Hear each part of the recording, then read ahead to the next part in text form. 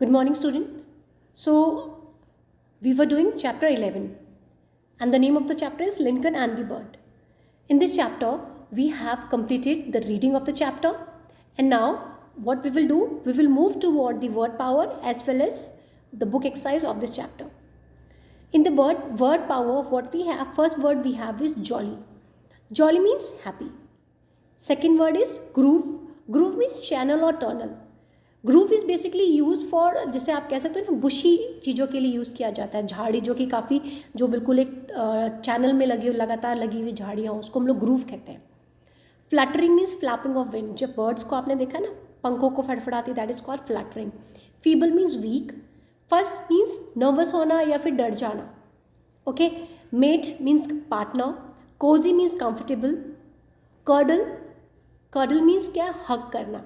Okay. Perish to die.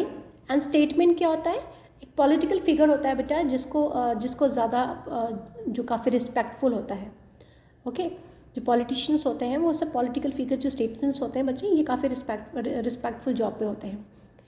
Now after secondly we will move toward story comprehension. Story comprehension में आपको क्या करना है, आपको स्टोरी को रीड करना है firstly, and after reading the story आपको क्या करना है, आपको ये जो फिल इन द ब्लैंक्स हैं ये स्टोरीज के बीच में से निकाल के कंप्लीट करना है.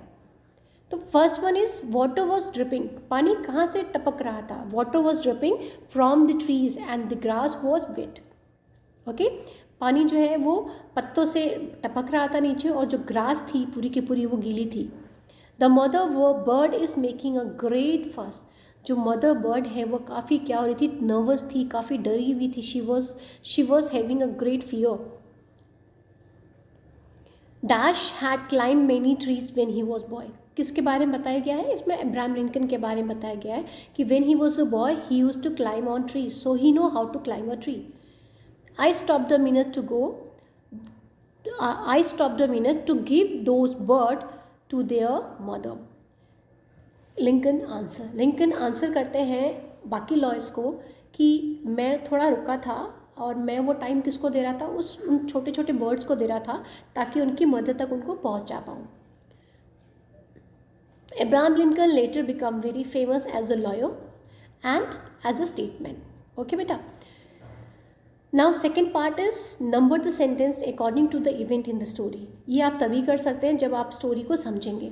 स्टोरी को समझने के बाद आपको क्या करना है, आपको बताना है कि कौन सा जो स्टोरी है उसमें कौन सा पार्ट किस टाइम पे हुआ. जो सबसे पहले हुआ वो फर्स्ट नंबर पे आपको नंबरिंग करनी है इन सेंटेंसेस को according to the story. The lawyers thought Lincoln to be foolish. Lawyer को क्या लगा, लिंकन फुलिश है. One day in spring 4 men were riding on a horseback along a country road. Lincoln told the other lawyer that he wouldn't have slept well if he had left the bird perish in the cold, wet grasses. The storm has blown 2 of the little robins out of the nest. Lincoln got down from his horse and put the bird into their nest. So student, ये क्या करना है, आपको इनको systematically arrange करना है as per the happening. जिस हिसाब से ये होते गए उस हिसाब से इसको सिस्टमेटिकली अरेंज करना है. तो इसके हिसाब से स्टोरी के हिसाब से one day in spring 4 men were riding. सबसे पहले ये काम होता है कि सब 4 men जो है वो क्या कर रहे थे, राइड करते हुए जा रहे होते हैं कंट्री रोड पे. ठीक है. सेकेंडली क्या होता है, the storm had blown 2 of the little robin out of the nest. जो स्ट्रॉम आया होता है, तूफान आया होता है, उससे क्या होता है कि जो बेबी रॉबिन्स होते हैं वो अपने नेस्ट से गिर जाते हैं. थर्ड स्टेप क्या होता है, Lincoln got down from the horse and put the little birds into their nest. Lincoln जो है वो हॉर्स से नीचे उतरते हैं, और जो छोटे छोटे बर्ड्स होते हैं जो नीचे गिर गए होते हैं उन दोनों बर्ड्स को उठा के उनके नेस्ट में वापस रखते हैं. ना फोर्थ में क्या होता है, फोर्थ में होता है the other lawyer thought Lincoln to be foolish. बाकी लॉयर्स को लगता है लिंकन जो है वो क्या है, बेवकूफ़ है. क्यों बेवकूफ़ है बच्चों, क्योंकि उनके हिसाब से कि किसी भी स्ट्रॉन्ग आदमी को अपना टाइम जो है वो वर्डलेस चीज़ों पे वेस्ट नहीं करना चाहिए. उनके लिए वो वर्ड्स वर्डलेस थे इसलिए. Last one is Lincoln told the other lawyers that he wouldn't have slept well if he had let the bird perish in the cold wet grass. Last में फिफ्थ वन इज लिंकन कहते हैं कि उनको नींद नहीं आती अगर वो उन छोटे बच्चों को बारिश में जो उस गीले घास में छोड़ देते हैं मरने के लिए, तो शायद उनको रात भर नींद नहीं आती. वो इसलिए वो क्या करते हैं, उनकी हेल्प करते हैं. So this show us how kind-hearted Lincoln was. Okay. उसके बाद now we will leave the C part. C part हम इसलिए करेंगे कि because this is something that is reference to the context. आप ये खुद प्रैक्टिस कर सकते हैं बच्चे. क्यों? क्योंकि ये चैप्टर के बीच में से आप इनको खुद करने की कोशिश कर सकते हैं once you go through the chapter. Now we will move toward D part. D part में क्या है? Answer the following question. इन क्वेश्चंस को आप आंसर करो. अब सबसे पहले क्या है? Where were the 4 lawyers going. जो 4 lawyers थे वो कहाँ जा रहे थे? तो the 4 lawyers were going to the next town to the court.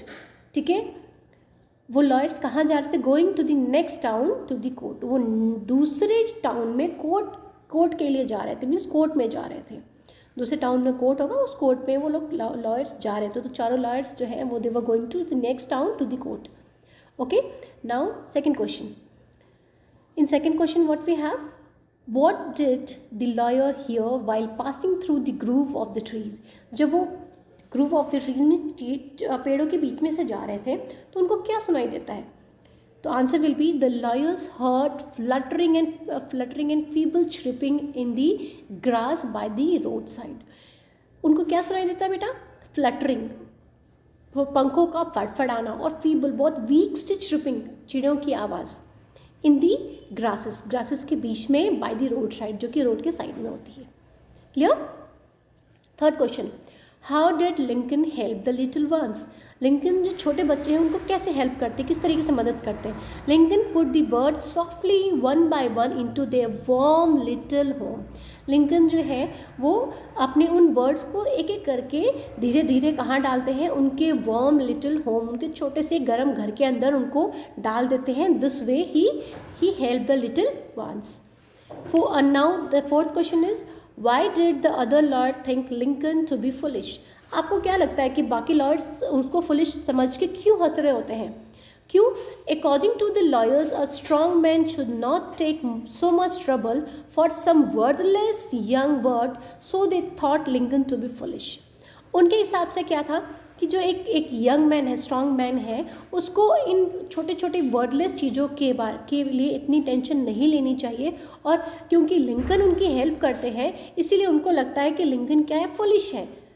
ठीक है, तो because of that what they think, they thought Lincoln to be foolish and they started laughing on him.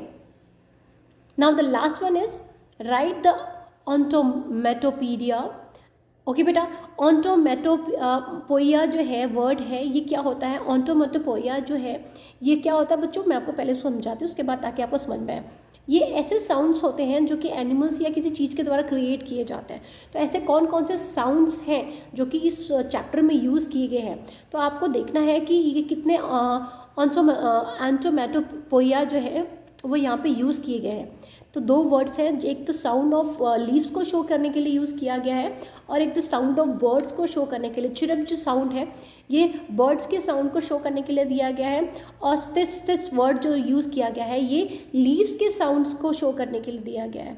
तो ऑन्टोमेटोपोइया जो है यहाँ पे 2 वर्ड यूज़ किए गए हैं, that is sheep and stitch.